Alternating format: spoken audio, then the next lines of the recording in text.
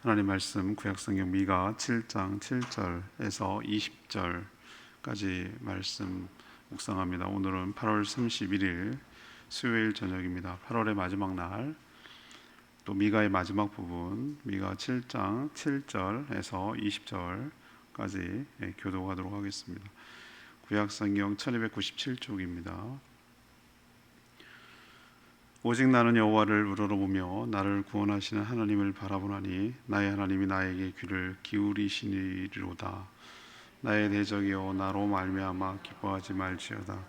나는 엎드러질지라도 일어날 것이요 어두운 데에 앉을지라도 여호와께서 나의 빛이 되실 것이미로다. 내가 여호와께 범죄하였으니 그의 진노를 당하려니와 마침내 주께서 나를 위하여 논쟁하시고 심판하시며 주께서 나를 인도하사 광명에 이르게 하시리니 내가 그의 공의를 보리로다. 나의 대적이 이것을 보고 부끄러워하리니 그는 전에 내게 말하기를 내 하나님 여호와가 어디 있느냐 하던 자라.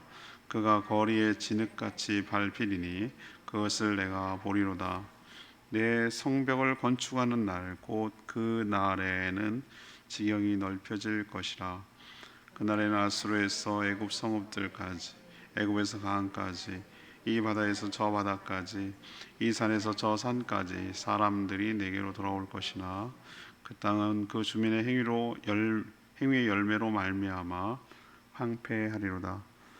원하건대 주는 주의 지팡이로 주의 백성 곧 갈멜 속 살림에 홀로 거주하는 주의 기업의 양떼를 먹이시되 그들을 옛적같이 바산과 길르앗에서 먹이시옵소서. 이르시되 뇌가 애굽 땅에서 나오던 날과 같이 내가 그들에게 이적을 보이리라 하셨느니라.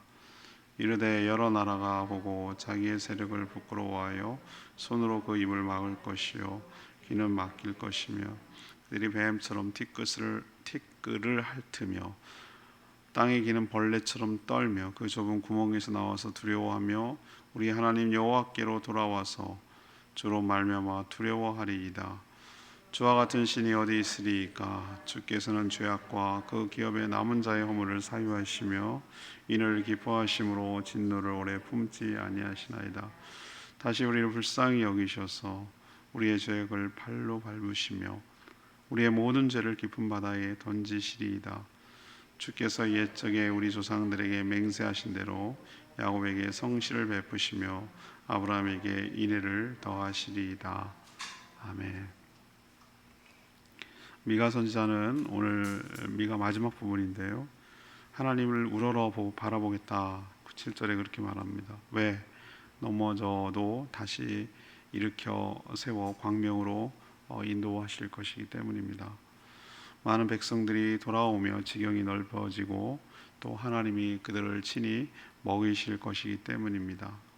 조롱하던 원수들의 입을 막으시고 죄와 허물을 사하시며 언약하신 대로 인애를 더하실 것이기 때문입니다. 그래서 하나님 같은 신이 세상에 어디 있느냐고 이렇게 고백하게 될 것이라는 내용이 오늘 마지막 내용이게 되겠습니다. 오늘 질문은 하나님을 바라봐야 하는 이유는 무엇입니까? 하나님을 바라봐야 하는 이유는 무엇입니까? 먼저 1문단 7절에서 10절까지 말씀입니다. 다시 일으켜 광명에 이르게 하시기 때문입니다.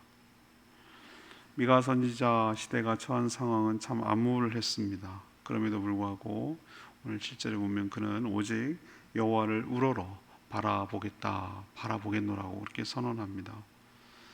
왜 그럴까요? 왜 우러러 바라볼까요?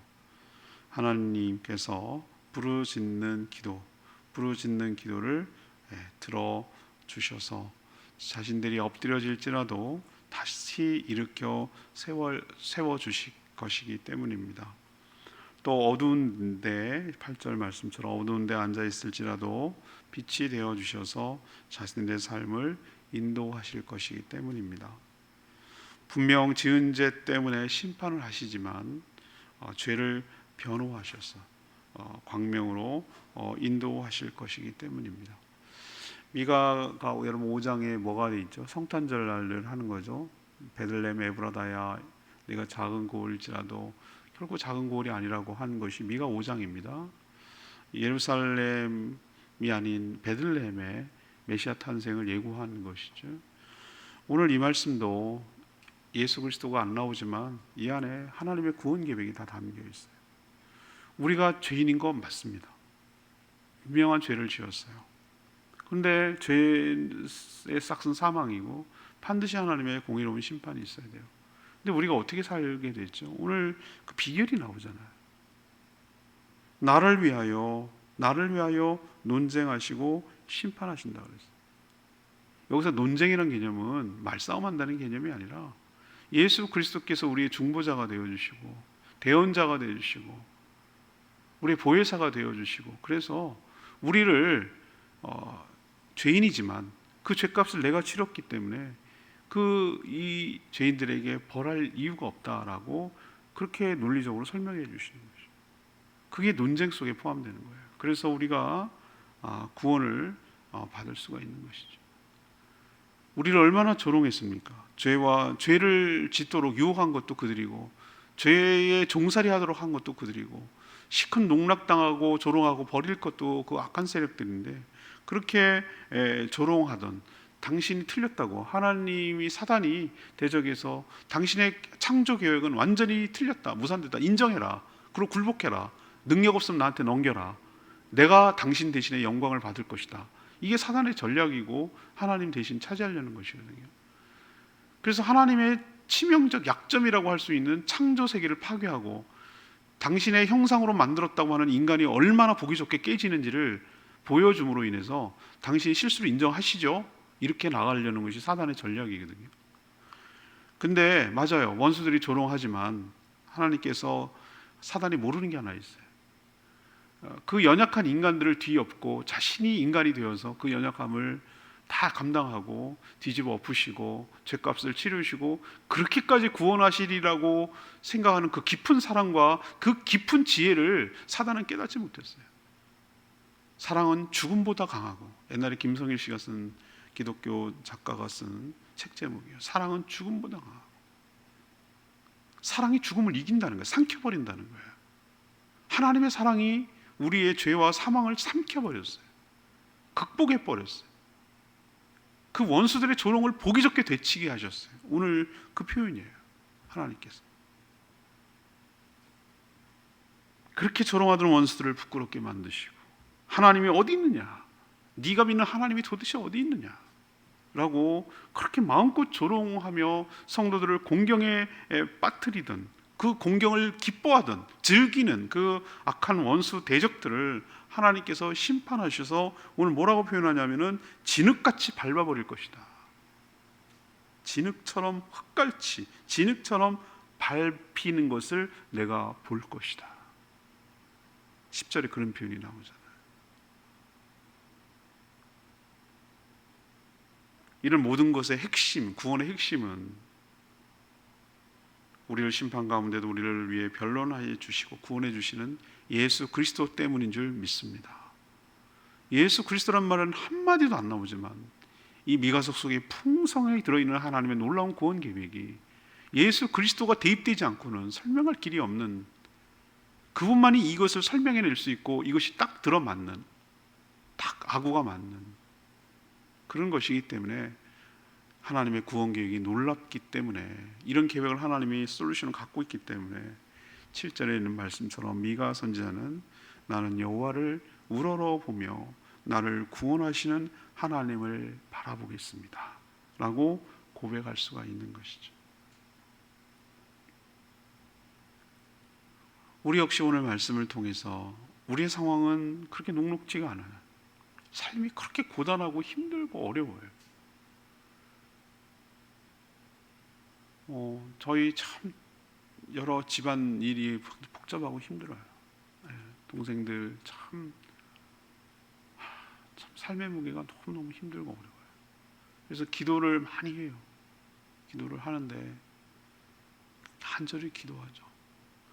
어쩜 그렇게 좀 살 구멍이 있어야 되는데 왜 이렇게 삶의 무게가 너무 힘들고 어려울까, 이런 생각이 들 때가 있어요. 좀 하나님 좀 어떻게 희망을 주시죠? 어떻게 이렇게 프레스하냐, 누르시냐, 이런 생각이 들 때 참 안타까워요.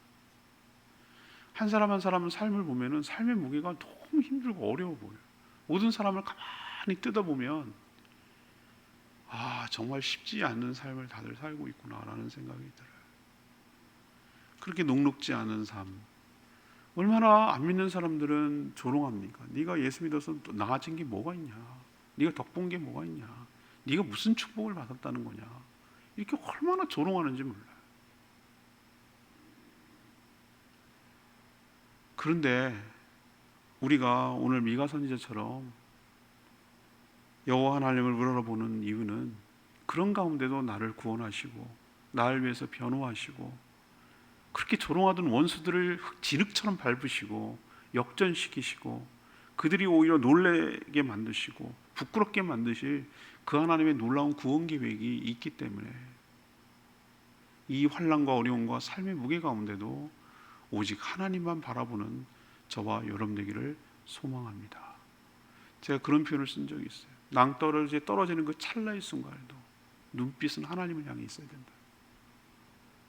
마지막 그 순간에도, 죽음을 맞을 그 순간에도 우리의 시선은 하나님을 향해 있어야 된다. 죽이든 살리든 주 안에 있을 때 복이 될 줄로 믿습니다. 우리의 삶은 주 안에 있을 때 행복하고 주 안에 있을 때 그것이 우리에게 유익이 될 줄로 믿습니다 라는 굳건한 신뢰와 믿음 가지고 끝까지 주를 우러러 바라볼 때 그 믿음을 하나님께서 가벼이 여기지 아니하시고 외면하지 아니하시고 그 믿음 그대로 우리를 구원하사 우리를 복되게 하사 역전시키사 구원의 그 믿음이 헛되지 않았음을 분명히 입증하여 주실 줄 믿습니다. 두 번째, 우리가 왜 우러러 주님을 바라봐야 되는가? 11절, 15절, 11절에 15절 두 번째 문단입니다. 지경을 넓어지게 하시며 우리를 돌봐주시기 때문입니다. 오늘 성벽이 건축된 날 11절에 그런 표현이 있어요. 성벽의 기능은 무엇이죠? 왜 우리가 성을 쌓습니까? 요즘은 그런 구분이 없어졌습니다만 어디서부터 어디까지가 우리 땅이야 어떤 구분의 개념으로 담을 쌓듯이 성을 쌓죠. 여러분 뭐 대정 가면은 여러분 그게 옛날부터 있었는지 새로 건축했는지 잘 모르겠어요. 너무 세련됐어요. 옛날 것 같지가 않아요. 새로 건축한 것 같아요. 옛날 거면 좀 약간 좀 있기도 있고 말이지 듬성듬성 있고 있는데 요즘 대정 그 성읍에 가면은 너무 뺀질뺀질해. 최근에 진 것 같은 느낌. 아무튼 우리는 밖과 안에 구분이 없어요. 근데 옛날에는 도로가 뚫렸으니까 그 의미가 없죠. 근데 옛날에는 어떻게 했습니까? 그 안과 밖의 개념이 분명히 있죠. 성안, 성밖. 그래서 성안교회잖아요. 제주시 다 그 부셔갖고 산지천 만드는데 돌 갖다 썼어요. 흔적만 남아있어요. 문 쪽만. 일제시대 그릇이 됐어요. 그 돌이 귀한 거 문화재인지도 모르는 개념입니다. 그냥 흔적만 남아있어요. 아무튼 성벽의 기능은 뭐냐? 구분하는 거예요. 안과 밖을 구분하고 또 하나의 중요한 기능이 있어요. 보호의 개념이 있어요. 보호. 외적이 침입했을 때 그 성 안에 들어감으로써 지키는 거였죠. 이재수의 때 들어왔을 때 성 안으로 다 도망갔어요. 그래서 제주 성 안으로 들어가서 며칠 버텼죠. 이게 보호의 개념이 있어요. 오늘 보면은 이스라엘이 역사적으로 성벽이 무너졌죠. 무너졌어요. 무너졌다가 다시 재건된 역사가 있죠. 이거는 그때 일어날 일이 아니었어요. 근데 마치 미래를 내다보고 미가서가 쓴 것처럼 얘기를 해요. 미가서는 아직 무너진 때가 아니었어요. 근데 본 것처럼 얘기해요. 이건 상징이에요. 상징. 이것은 하나 더 뛰어넘어요. 느헤미야가 와서 성벽을 건축한 것을 완성한 거냐? 그걸 내다본 거냐? 아니요. 이거는 상징이라니까. 영적인 의미예요. 하나님의 도성, 하나님의 나라가 사단의 그 유혹에 의해서 파괴에 의해서 무너졌지만 다시 하나님 나라가 최종적으로 완성될 것이다. 구분 지어질 것이고 성도들을 보호할 날이 올 것이다 라는 것을 먼 훗날 하나님이 최종적으로 완성하실 하나님의 나라를 미가 선지자는 다 뛰어넘어서 시간을 초월해서 그것을 바라보고 기록한 것이에요. 그날이 되면 오늘 뭐라고 표현합니까? 11절에 지경이 넓어질 것입니다. 왜 지경이 넓습니까? 우리가 왜 땅을 넓힙니까? 하나님의 택한 백성들이 너무 많아서 충분히 살 수 있도록 넓은 땅이 필요하기 때문에 확장 개념으로 지경이 넓어진다는 것이죠. 요즘 우리 맨션 여러분 맨션 많이 쓰죠, 그죠? 가든 우리는 너무 과장법이 심해요. 조그마한 음식점 하나면 가든이래. 가든의 개념을 아십니까 여러분? 엄청 가든은 정말 정원이 있어야 되는 것이죠. 맨션이 얼마나 큰 성입니다. 성. 영국에서 말하는 거 캐슬의 개념, 커다란 성을, 그것을 맨션이라고 부르는 거야.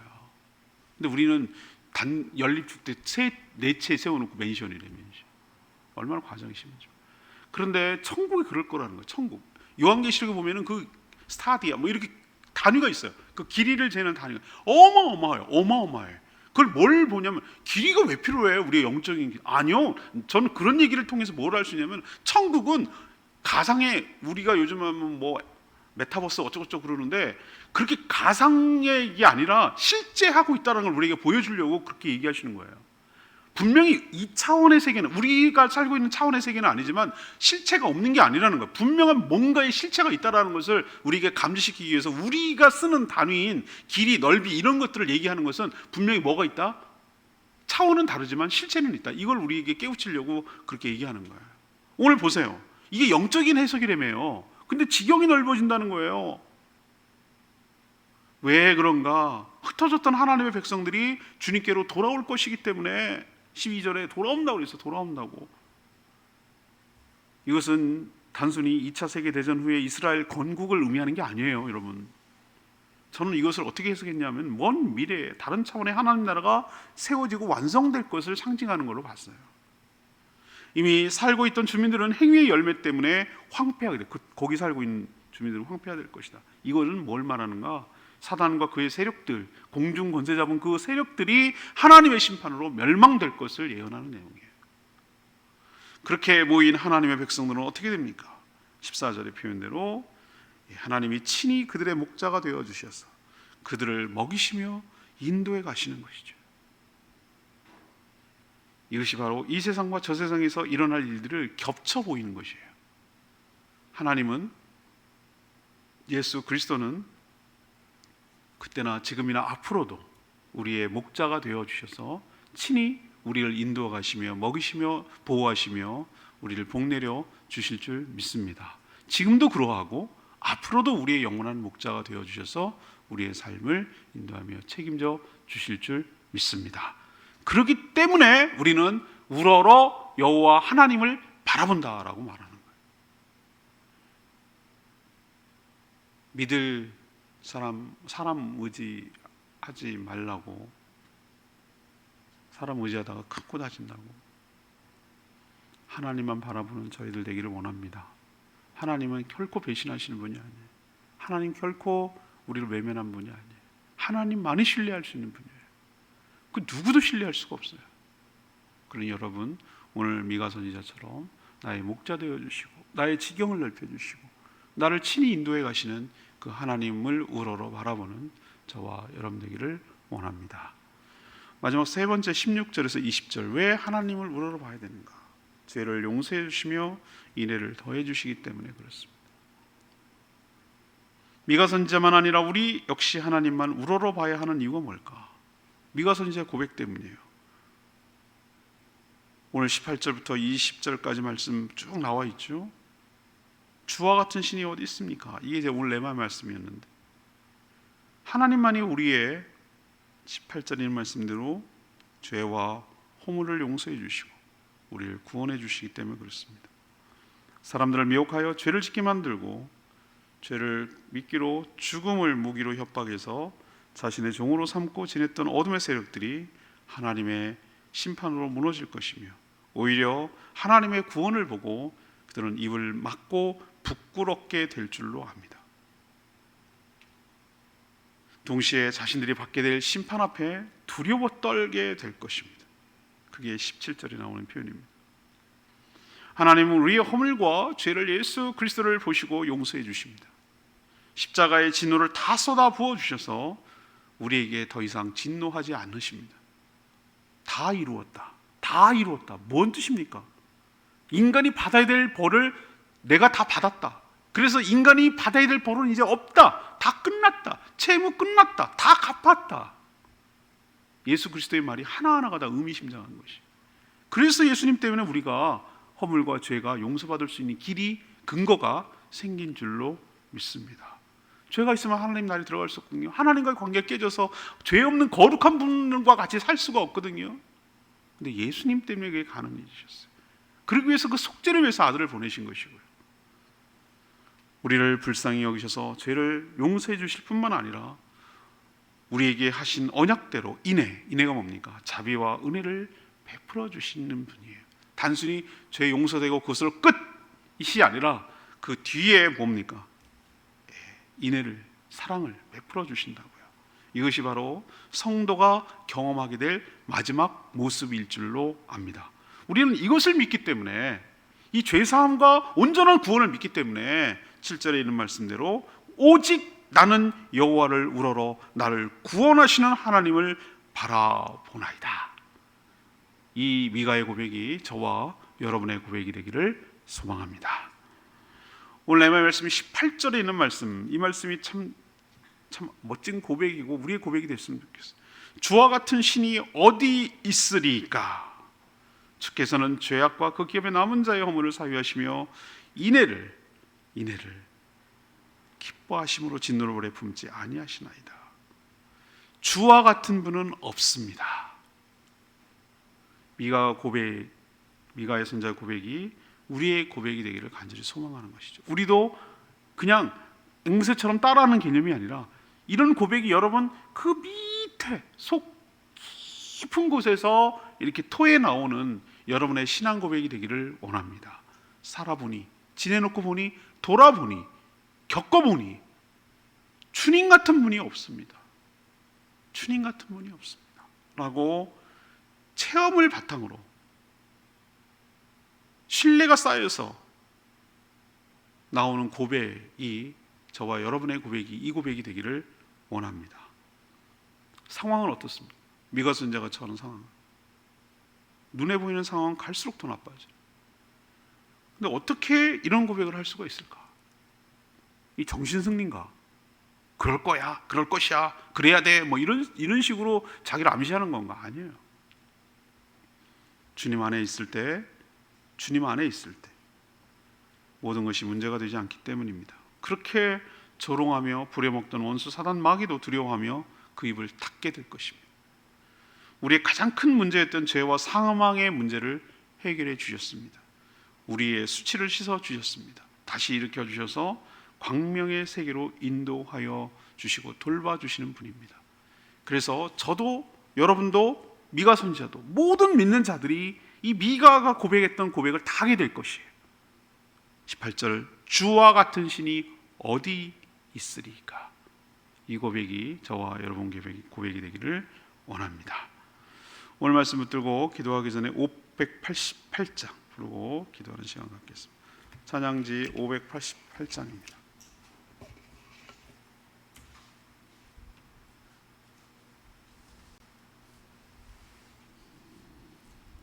오직 주만이 바라며 우러러 바라본다고 그랬죠.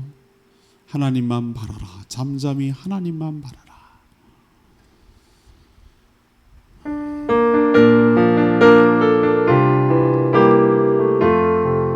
나의 영혼이 잠잠히 나의 영혼이 잠잠히 하나님만 바라며 나의 구원이 그에게서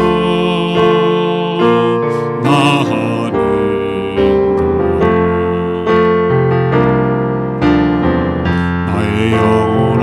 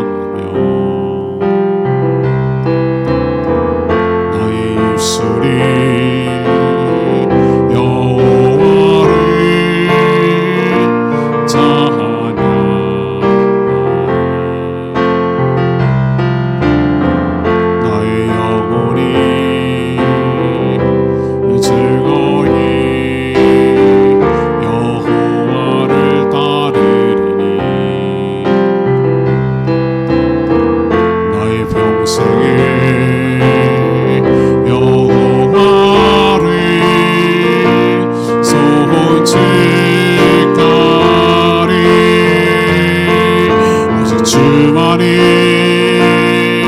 나의 완성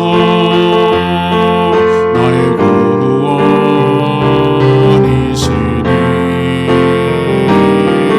오직 주만이 나의 산성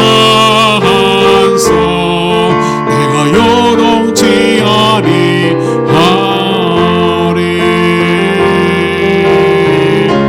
나의 구원 나의 영광 하나님께 있으니 내 힘의 반석과 피난처 되시네 오직 주만이 나의 반석 나의 반석 나의 구원이시니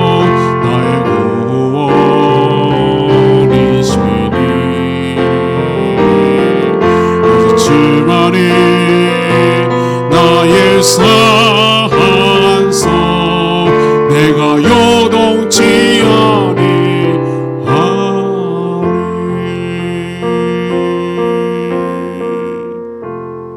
오늘 말씀이 참 은혜가 됐어요. 그래서 휴가 가기도 전에 훨씬 전에 이 본문을 통해서 이번 주 말씀을 3주 전에 벌써 해놨어요. 그리고 말씀 들은 후에 부를 찬양 이 찬양입니다. 오직 주만이 이 찬양이에요. 오늘 가사 보세요. 나의 영혼이 잠잠히 하나님만 바랍니다. 미가 선지자의 태도잖아요. 나는 우러러 하나님을 바라보겠습니다. 현실은 전혀 아니에요. 현실은 전혀 암울해요. 그런데 왜 우러러 바라보는가? 거기에 소망이 있기 때문에, 거기에 희망이 있기 때문에, 거기에 우리가 살 길이 있기 때문에, 하나님만이 우리의 소망이 되시고 구원이 되시고 축복이 되시기 때문에 시선을 하나님을 향해 했다고 말하는 이 미가 선지자의 고백이 요즘 우리가 살고 있는 이 시대 속에서 더 도전이 되고 빛이 나는 거예요. 아, 그렇구나. 우리가 바라봐야 될 것은 세상이 아니고 예수 그리스도를 바라봐야 되는구나.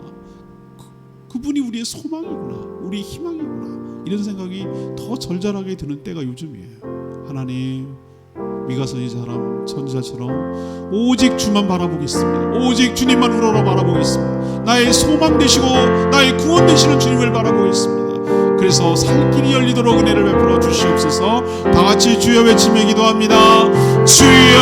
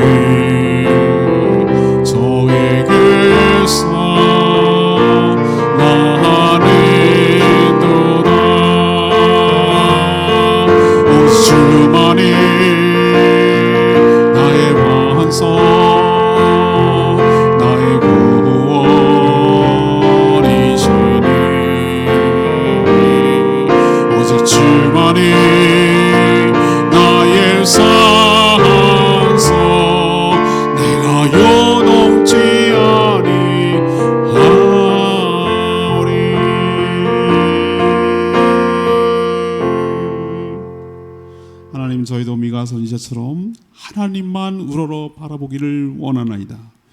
저희도 다시 일으켜 세워 주셔서 광명으로 이르게 하여 주시옵소서.